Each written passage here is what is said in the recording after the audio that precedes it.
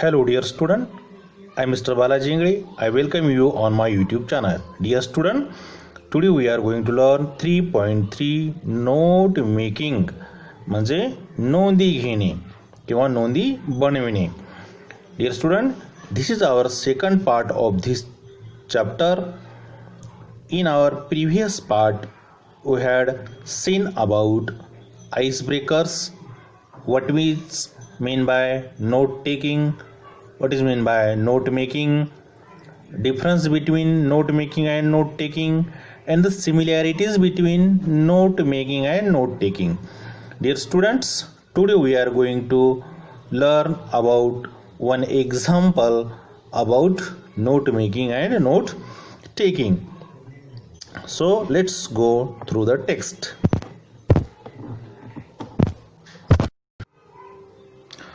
Let's go through the text. Ayurvedic medicine facts. Ayurvedic medicine facts. Fundamentals of Ayurvedic medicine. आता आयुर्वेदिक medicine facts means तर आपल्याला काय म्हणायचं आहे, आयुर्वेदिक औषधाची तथ्य. Fundamental of Ayurvedic medicine. आता फंडामेंटल म्हणजे मूलतत्व किंवा त्याचे बेसिक काय आयुर्वेदिक मेडिसिनचं आहे आपण या चॅप्टरमध्ये उदाहरणामध्ये पाहू. आणि याच्यावर आपल्याला एक नोट मेकिंगचं काय करायचं आहे, आपल्याला एक ट्री डायग्राम दिलेला आहे, तो आपल्याला कम्प्लीट करायचा आहे. त्याच्या जे काही गोष्टी आहेत त्या आपल्याला कम्प्लीट करायचे आहे, ते फिलिंग करायचे आहेत. तर आपण सुरुवातीला हा जो पॅरेग्राफ दिलेला आहे आपल्याला, तो पॅराग्राफ काय करायचा आहे, आयुर्वेदिक मेडिसिनवरचा चांगल्या रीतीने समजून घ्यायचा आहे. To understand ayurvedic treatment. पहा, आयुर्वेदिक ट्रीटमेंटला समजून घेण्यासाठी it is essential to have an idea. एक प्रकारची काय आहे, एक कल्पना आहे, आयडिया आहे, ते समजून घेणे इसेन्शियल महत्त्वाचं आहे. Of how the Ayurvedic system regard the human bodies. आता आयुर्वेदिक सिस्टीम ही मानवी आरोग्यावर कशा प्रकारे कार्य करते हे आपल्याला समजून घ्यायचं आहे. The basic life force in the body is प्राणा. पहा, आपल्या शरीरामधला जे प्रमुख फोर्स आहे त्यालाच काय, प्राणा. हिअर द वर्ड प्राणा is given in italic form because it is comes from in Marathi, कारण की हा मराठी वर्ड आहे म्हणून त्यांनी इटॅलिक फॉर्ममध्ये दिला आहे. Which is also found in the elements and in analogous to the Chinese notion of chi. आता पहा, इथे एक शब्द दिला आहे अनॉलॉगस. आता अनॉलॉगस या शब्दाचा अर्थ सारखा किंवा समान, आणि दुसरा शब्द दिला आहे नोशन. नोशन म्हणजे कल्पना, मत किंवा हेतू. तर आता हे जे आपला प्राणा किंवा प्राण आहे ते चायनीजची जी कल्पना आहे, नोशन, जी चायनीज नोशन आहे ची किंवा चाय, या समान हा आपला प्राणा हा किंवा प्राण हा शब्द आहे. As Swami Vishnu Devananda, a yogi and expert, put it, prana is in the air but is not the oxygen nor any of its chemical constitution. आता केमिकल कॉन्स्टिट्यूशन म्हणजे रासायनिक घटक. आता पहा, यांनी काय सांगितलं, आपले एक योगी आहेत आणि ते एक्सपर्ट सुद्धा आहे आयुर्वेदाचे, आणि त्यांचं नाव आहे स्वामी विष्णू देवानंदा. आणि विष्णू देवानंदा यांनी आपल्या प्राणाबद्दल काय केलेलं आहे, सांगलेलं आहे. पाय ब्रॅकेटमध्ये इथे दिलेलं आहे, कॉमा इन्व्हर्टेड कॉमामध्ये. काय म्हणते, प्राण इज इन द एअर. प्राण कशामध्ये आहे, हवेमध्ये आहे. But is not the oxygen, परंतु ते ऑक्सिजनमध्ये नाही. Or any of its chemical constitute, किंवा त्याच्या कोणत्याही रासायनिक घटकामध्ये नाही. प्राण कशामध्ये आहे, हवेमध्ये आहे, परंतु ऑक्सिजनमध्ये नाही, आणि कुठल्या त्याच्यावरल्या केमिकल कॉन्स्टिट्यूशनमध्ये सुद्धा नाही. It is in food, water and in sunlight. आता प्राण कशामध्ये आहे, अन्नामध्ये आहे, पाण्यामध्ये आहे, आणि सूर्याच्या प्रकाशामध्ये आहे. It is not vitamin, heat or light rich. पहा, अन्नामध्ये आहे, पाण्यामध्ये आहे, आणि सनलाईटमध्ये प्राण आहे, परंतु अन्नाचा जो घटक व्हिटॅमिन असतो, पाण्याचा घटक जो व्हिटॅमिन असतो, सनलाईटचा जो घटक हीट आणि जे लाईट रेज म्हणजे सूर्यकिरण असते, यामध्ये मात्र प्राण नाही, असं आपल्या या स्वामी विष्णू देवानंदांचं म्हणणं आहे. food, water, air, etc. are only the media through which the prana flow. पहा, आता प्राणा वाहून नेण्याचं किंवा प्राण असण्याचं जे माध्यम आहे, मीडिया आहे, ते काय आहे? अन्न, पाणी आणि हवा हे त्याचं माध्यम आहे असणं. अशा प्रकारे या स्वामीजीनं, जे आयुर्वेदाचे एक्सपर्ट आहेत, त्यांनी आपल्या प्राणाची माहिती सांगली आहे. त्यांनी काय म्हणलं? प्राणा काय आहे? एअरमध्ये आहे, वॉटरमध्ये आहे आणि फूडमध्ये आहे, परंतु ते ऑक्सिजन किंवा केमिकल कंपाऊंडमध्ये नाही, विटॅमिनमध्ये नाही, हीट आणि लाईट रेजमध्ये सुद्धा नाही. अशा प्रकारे त्यांनी प्राणाचं हे आपल्याला इथं समजून सांगितलेलं आहे. आता पुढे आपण पाहू. In Ayurveda there are 5 basic elements that contain prana किंवा prana: earth, water, fire, air and ether. आता पहा, आयुर्वेदामध्ये 5 बेसिक एलिमेंट सांगले आहेत, ज्याच्यामध्ये काय असते की प्राण कंटेन असते. आणि ते 5 घटक कोणकोणते आहेत?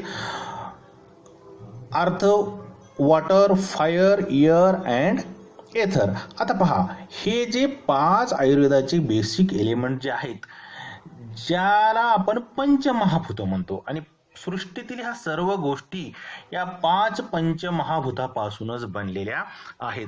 या पंचभूत महाभूतांना आपण काय म्हणतो? पृथ्वी, आप, तेज, वायू आणि आकाश असं आपण म्हणत असतो.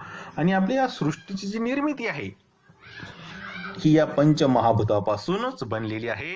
पृथ्वी, आप, तेज, वायू आणि आकाश हे 5 बेसिक एलिमेंट आहे. याला पंचमहाभूत किंवा पंचतत्व असं म्हटलं जाते. तर इथं अर्थ म्हणजे पृथ्वी, वॉटर म्हणजे आप किंवा पाणी, फायर म्हणजे तेज किंवा आग, एअर म्हणजे वायू, हवा आणि एथर म्हणजे आकाश. These elements interact and are further organized in the human body as 3 primary categories of or basic physiological principles in the body that govern all bodily process known as the doshas. आता पहा, इथं दोष सांगितले. दोषाज हा पण italic word आहे. पहा, तर काय सांगलं आहे की हे जे एलिमेंट आहेत 5 आपले, कोणते? पृथ्वी, आप, तेज, वायू आणि आकाश, म्हणजे हे पंचमहाभूत. हे पंचमहाभूत काय आहे की आपल्या शरीरामध्ये असतात आणि हे काय करते? 3 प्रायमरी कॅटेगरीमध्ये आपल्याला आढळून येते आपण. आणि त्या सगळ्या गोष्टीला आपण काय म्हणत असतो? त्याचे फिजिकल प्रिन्सिपल्स जे बॉडीमध्ये आपल्याला गव्हर्न करतात, बॉडीला चालवते, त्याला आपण काय म्हणतो की प्रोसेस नोन ॲज दोषा. त्याचे दोष आपण त्याला म्हणतो, शरीरातील दोषा किंवा दोष असं म्हणतो. द 3 दोषाज आर वात, पित्त अँड कफ. आता पहा, दोषाचे इथं 3 प्रकार दिले आहे. कोणकोणते दोष असतात मानवी शरीरामध्ये? वात, पित्त, कफ. आयुर्वेदानुसार हे काय असते? 3 दोष मानवी शरीरामध्ये असते. Each individual has a unique blend of the 3 doshas known as the person's prakriti, which is the reason why Ayurvedic treatment is always personalized. आता पहा, तर हे जे 3 दोष आहेत, कोणते? वात, पित्त आणि कफ. हे वात, पित्त आणि कफ हे 3 जे दोष इथं सांगलेले आहेत, त्या 3 दोषाचं इच इंडिव्हिज्युअल हॅज युनिक ब्लेंड. प्रत्येकाचे एक स्वतंत्र असं ब्लेंड म्हणजे मिक्सचर, एक प्रकारचं युनिकनेस आपल्याला इथं पाहायला मिळते. आणि हे 3 दोष जे आहेत ते याला काय म्हटलं जाते? मानवी शरीराची, मानवाची प्रकृती असं त्याला नाव दिलं आहे. काय म्हटलं जाते त्याला? मानवी प्रकृती किंवा त्या व्यक्तीची प्रकृती असं म्हटलं जाते.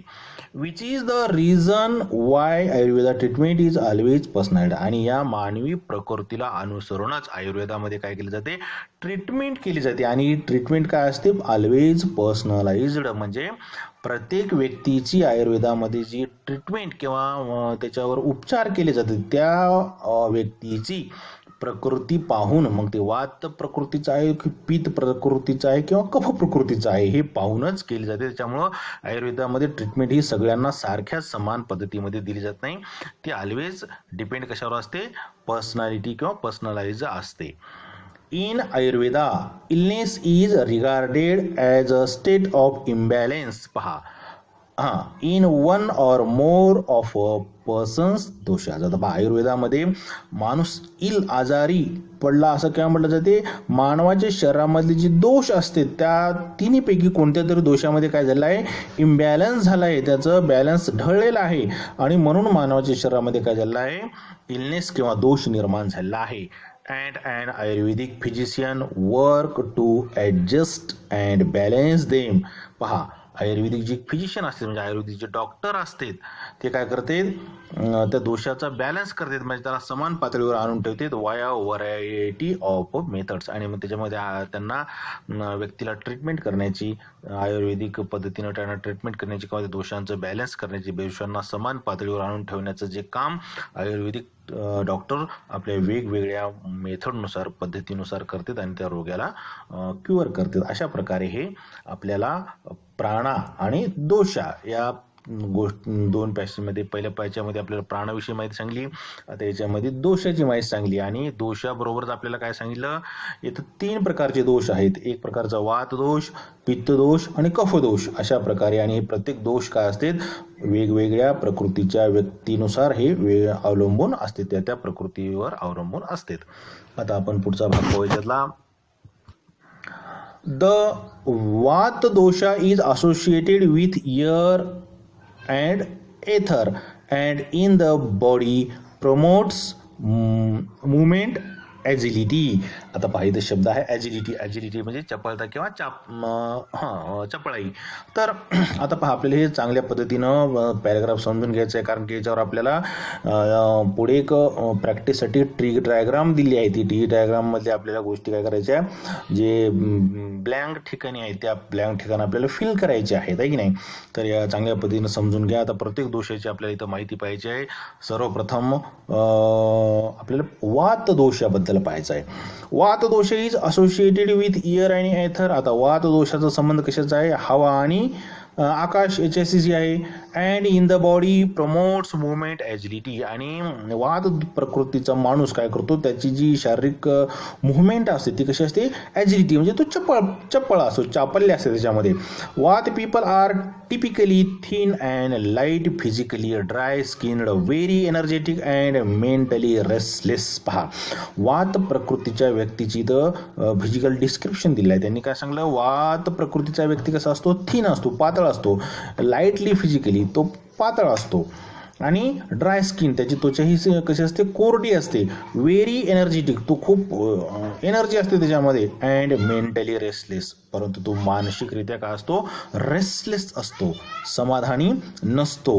वेन वात इज आउट ऑफ बॅलन्स, जेव्हा वात काय होतो, मोठ्या प्रमाणात होतो किंवा वाताचं बॅलन्स बिघडते. There are often nervous problems. आता पहा, बॅलन्स बिघडल्यावर आपोआप काय होते, तिथं क्रिटिकल प्रॉब्लेम निर्माण होतात, रोग तयार होतात, काही समस्या निर्माण होतात. आणि मग वात जेव्हा बिघडतो, त्याचं बॅलन्स जेव्हा आउट ऑफ बॅलन्स होते, तेव्हा काय होते, there are often nervous problem, hyperactivity, sleeplessness, lower back pains and headache. मग त्या व्यक्तीमध्ये काय काय समस्या निर्माण होतात, नर्वस सिस्टीमच्या नर्वस प्रॉब्लेम निर्माण होतात.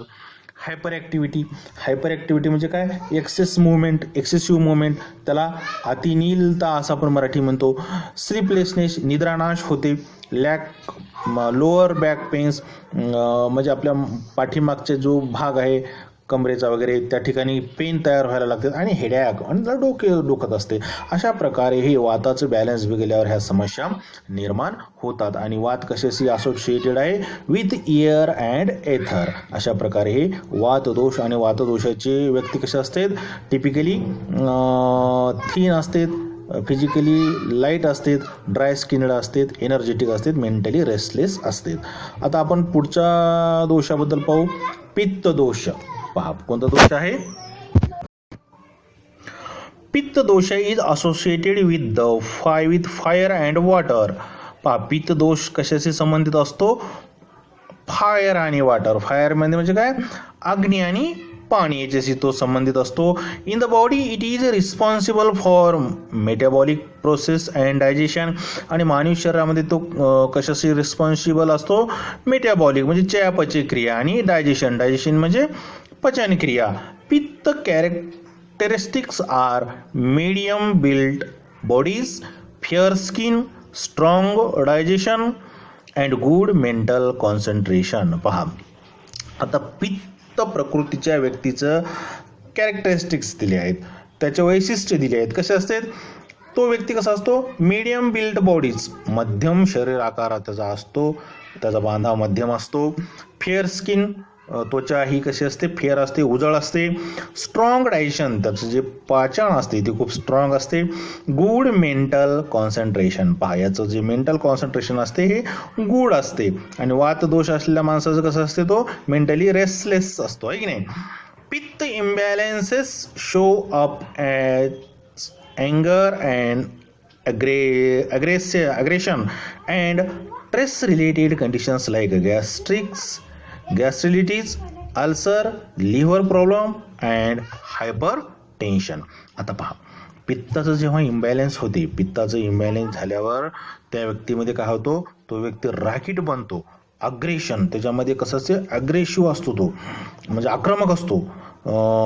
And stress related condition like gastric, त्याच्यामध्ये अनेक समस्या निर्माण होतात. काय काय होते?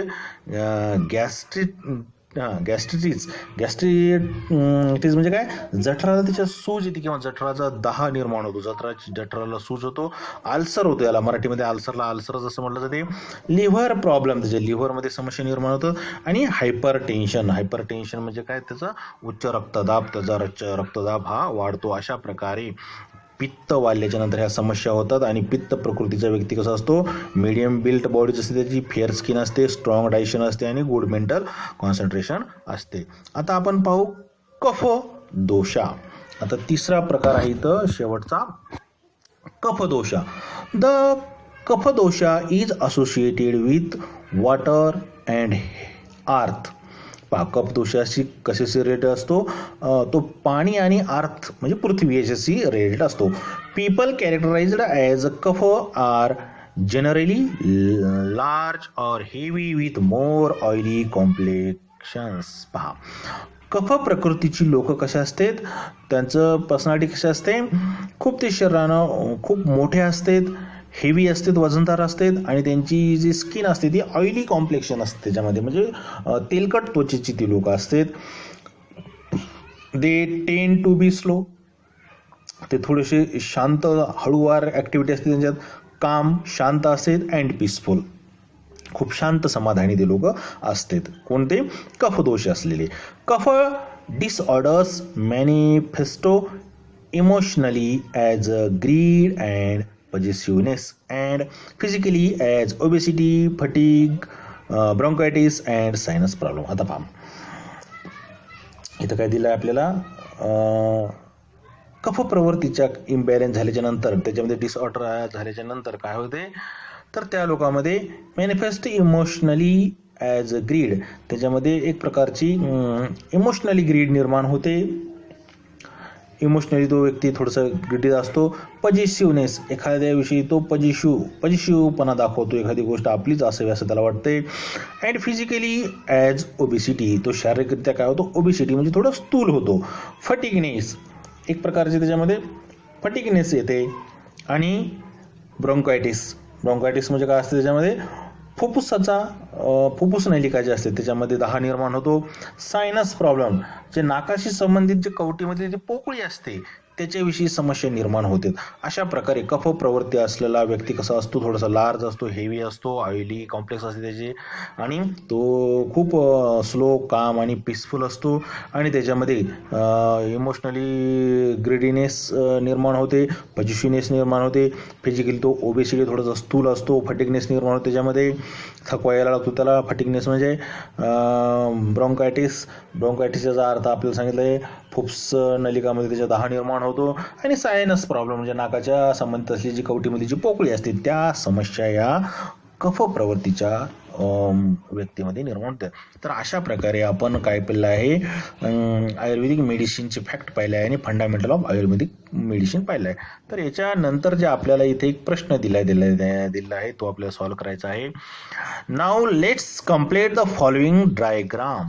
दॅट रिप्रेझेंट प्राणा अँड इट्स एलिमेंट्स. आता आपण पाहिलं प्राणा आणि त्याचे एलिमेंट्स म्हणजे दोषा, वात, पित्त आणि कफ हे आपण पाहिलं आणि त्याच्या प्रत्येकाची आपण डिटेल माहिती सुद्धा चांगल्या रीतीने समजून घेतली असं मला वाटते. तर आता आपल्याला काय करायचं आहे, हे डायग्राम काय करायचे, कंप्लीट करायची आहे.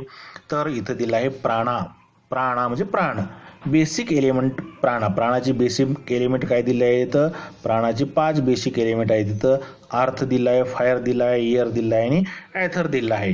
तर आपल्याला जो रिकामी जागा भरायची आहे तो काय करायचा आहे, इथं आपल्याला भरायची आहे. काय आहे तर मग वॉटर.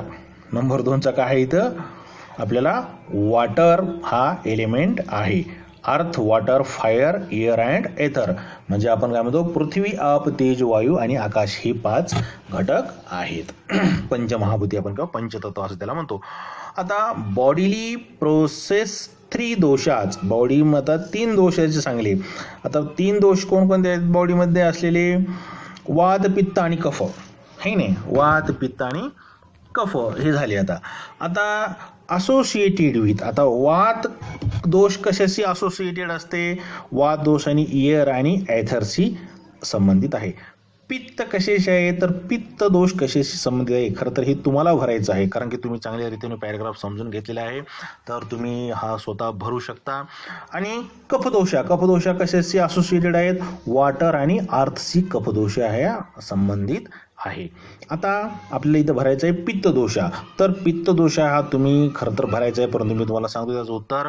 पित्तदोषा हा फायर आणि वॉटरशी असोसिएटेड आहे. कशाशी असोसिएटेड आहे, फायर आणि वॉटर. आता पहा, आता इथं कॅरेक्टरिस्टिक्स दिले आहेत, प्रत्येक दोषाची काय दिले आहेत, वैशिष्ट्ये दिले आहे. तर वात दोष कसा असतो, वात दोष असलेला व्यक्ती आपण जे पाहिले, तुम्हाला चांगल्या रीतीने समजून सांगलं आहे मी, तरी पुन्हा आपण इथं पाहू. तर वात दोष असलेला व्यक्ती तो असोसिएटेड कशाशी असतो, एअर आणि ॲथरशी असतो. आणि त्याच्यामध्ये कॅरेक्टरिस्टिक त्यांचे वैशिष्ट्य काय असते, तो थिन आणि लाईट असतो, फिजिकली ड्राय स्किन्ड असतो, एनर्जेटिक असतो, मेंटली रेस्टलेस असतो, आहे नाही. आता पित्तदोष आपण पाहिला आहे. पित्तदोष कशाशी असोसिएटेड आहे, फायर आणि वॉटर. आणि त्याचे कॅरेक्टरिस्टिक्स काय आहे, medium build bodies, fair skin, strong digestion, good mental concentration हे झाले आहे पित्तदोषाचे कॅरेक्टरिस्टिक्स. आता आपल्याला कफदोषाचे कॅरेक्टरिस्टिक्स आपल्याला लिहायचे आहे. कफदोषा कशाशी असोसिएटेड आहे, वॉटर आणि अर्थशी असोसिएटेड आहे. आणि याचे कॅरेक्टरिस्टिक्स काय आहेत पहा. तर याचे कॅरेक्टरिस्टिक्स आहेत, लार्ज और हेवी इन फिजिक, है नाही, ऑइली कॉम्प्लेक्शन, स्लो, काम अँड पीसफुल हे त्याचे कॅरेक्टरिस्टिक्स आहेत. हे तुम्ही पॅसेजमध्ये पाहू शकता. पॅसेजमध्ये सगळं एकदम सुटसुटीत दिलेलं आहे, आपण समजून सुद्धा घेतलेलं आहे. आता आपल्याला पुढचा पार्ट पाहायचा आहे.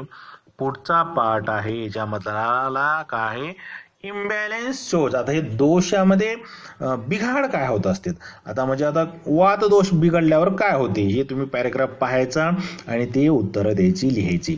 आता पित्त दोषामध्ये जर बिघाड झाल्याच्या नंतर काय होते, पित्त दोषामध्ये जर बिघाड झाली, इम्बॅलेन्स इंटू द पित्त, आहे की नाही. तर पित्त दोषामध्ये इम्बॅलेन्स झाल्याच्या नंतर काय होते, अँगर, व्यक्ती अँग्री होतो, ॲग्रेशन होते, त्याच्यामध्ये स्ट्रेस रिलेटेड कंडिशन तयार होते, गॅस्ट्रिक तयार होते, अल्सर, लिव्हर प्रॉब्लेम आणि हायपरटेन्शन हे प्रॉब्लेम त्याच्यामध्ये होतात. आता कफदोषामध्ये बिघाड झाल्यावर काय होते, मॅनिफेस्ट इमोशनली ग्रीड, व्यक्ती इमोशनली ग्रीडी होतो, पॉझिटिव्ह असतो, तो फिजिकली ओबेसिटी असते, फटीग असते, ब्रॉन्कायटिस असते, सायनस प्रॉब्लेम, त्याच्या नाकाशी संबंधित प्रॉब्लेम त्याच्यामध्ये निर्माण होते. तर आपल्याला आता काय भरायचं आहे इथं, इम्बॅलेन्स शोज इन वात दोषा. वात दोषामध्ये जर इम्बॅलेन्स झाल्याच्या नंतर काय होते, तर वात दोषामध्ये इम्बॅलेन्स झाल्याच्या नंतर हे खरं तर तुम्हाला भरायचं आहे. तर तुम्ही पॅराग्राफमध्ये पाहून भरू शकता. तरीही आपण काही पॉईंट सांगू त्याचे. तर वात दोष जर इम्बॅलेन्स झाला तर पहा, आपण आता हे रिकामी जागा भरून टाकू. इम्बॅलेन्स इन द वात दोषा, नर्वस प्रॉब्लेम निर्माण होतो, हायपर ॲक्टिव्हिटी तयार होते, स्लीपनेस, लोअर बॅक पेन्स आणि हेडॅक हे त्या व्यक्तीमध्ये तयार होतात. अशा प्रकारे हे आपण ट्री डायग्राम काय केला आहे, कंप्लीट केला आहे आपण पाहिलेल्या उतारेच्या आधारावर, पॅसेजच्या आधारावर. Example, transfer the above information in the form of table. आता पहा, वरची जी माहिती आहे, आता वरची जी माहिती कशाच्या फॉर्ममध्ये होती, in the form of a tree diagram. आता जी ट्री डायग्राम मधली जी माहिती आहे ही आपल्याला ट्रान्सफर करायची आहे टॅब्युलर फॉर्ममध्ये किंवा टेबलमध्ये आपल्याला ती लिहायची आहे. म्हणजे हेडिंग दिले आहे यांनी बॉडीली प्रोसेस आहे की नाही. वर काय येतो हेडिंग, प्राणा हेडिंग होतं आहे की नाही. तर इथं आहे बॉडीली प्रोसेस. आता इथं काय दिलं आहे, टेबल दिलं आहे. पहा आता या टेबलमध्ये काय दिलं आहे, रोज आणि कॉलम दिले आहेत. Dosha associated with characteristics, imbalance, causes. आता पहा दोष कोणकोणते, 3 दोष दिले आहे, वात दोष, पित्त दोष आणि कफ दोष नाही नाही.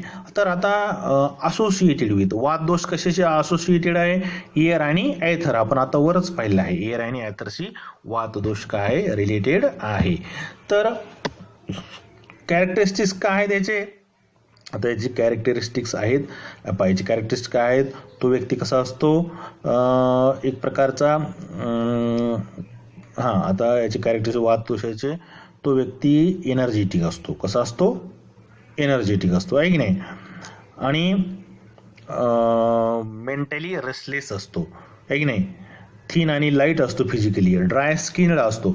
परंतु यातला आपल्याला एखादा महत्त्वाचा कॅरेक्टरिस्टिक लिहायचा आहे, जसं की आपण लिहू इथं एनर्जेटिक म्हणून लिहू आहे की नाही, किंवा ड्राय स्किनड म्हणून लिहू. एनर्जेटिक लिहिणं खूप सोयीस्कर होऊन जाईल. तर इम्बॅलेन्स, आता इम्बॅलेन्स झाल्याच्या नंतर काय होते, इम्बॅलेन्स झाल्याच्या नंतर नर्वस प्रॉब्लेम निर्माण होतो, हायपर ॲक्टिव्हिटी तयार होते, स्लीपनेसनेस, लोअर बॅक पेन आणि हेडॅक होतो. तर आपण याच्यामध्ये प्रमुख जो इम्बॅलेन्स आपण नर्वस प्रॉब्लेम हा लिहून टाकू.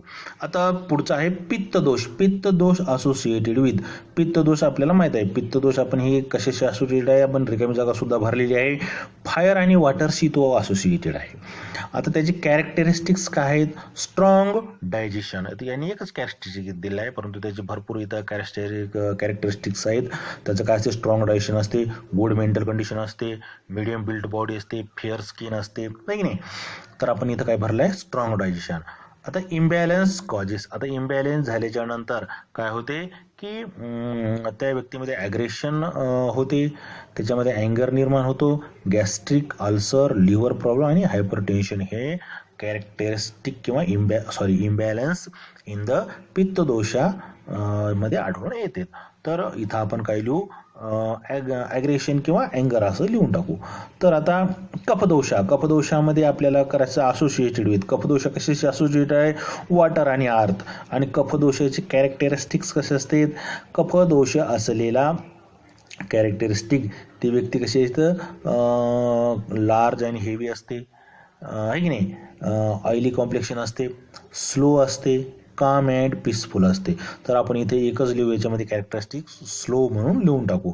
आणि त्याचे जे इम्बॅलेन्स काय असते, ग्रीड, ग्रीड म्हणजे थोडंसं त्याला लोभी असते, कुठली गोष्ट आपल्याकडे हव्यास असतो. अशा प्रकारे हे आपण टेब्युलर फॉर्ममध्ये सुद्धा ही माहिती भरलेली आहे. तर डिअर स्टुडंट, आशा करतो की ही सगळी गोष्टी तुम्हाला आपण पॅसेज, ट्री डायग्राममधली माहिती आणि टॅब्युलर फॉर्ममधली माहिती ही तुम्हाला नोट मेकिंग आणि नोट टेकिंगबद्दल असलेली माहिती चांगल्या रीतीने समजली असेल. तर या व्हिडिओला लाईक करा, शेअर करा, सबस्क्राईब करा, अभ्यास करा. Thank you. Have a good day.